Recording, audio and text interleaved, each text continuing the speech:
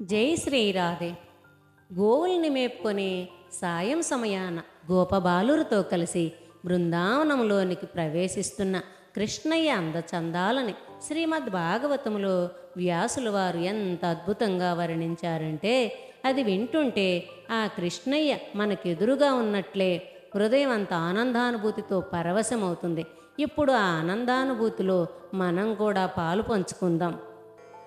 వరహాపీడం నటవరవపు కర్ణయోః కర్ణికారం విభ్రదవాసం కనకకపిశం వైజయంతి చ మాలాం వ్రంధ్రాన్ వేణుం అదరసుదయా పూరయన్ గోపబృందైః బృందారణ్యం స్వపదరమణం ప్రావిశత్ గీతకీర్తిః.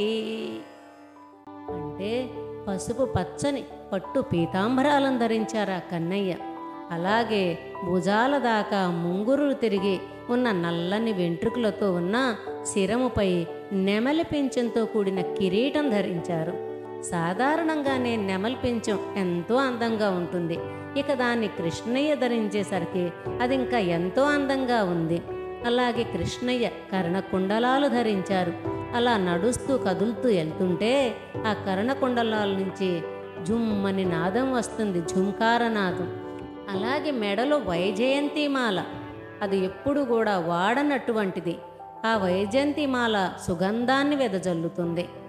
9 రంధ్రాలతో బోలుగా ఉన్న మురళిని ఎర్రని మృదువైన అధరాలతో ఊదుతూ ఉంటే ఆ గోమాతలన్నీ కూడా పరవశం చెందుతూ ఉన్నాయి. గోమాతలే కాదండోయ్, పశుపక్షులతో సహా లోకాలన్నీ కూడా పరవశించిపోతున్నాయి. అలా పరవశింపచేస్తూ బృందావనంలోనికి వస్తున్న కృష్ణయ్య రూపాన్ని మన మనసులో ప్రతి సమయంగానే స్మరిస్తూ ఉంటే మనం కూడా పరవశంతో శాశ్వత ఆనందాన్ని అనుభవిస్తాం. జై శ్రీరాధే.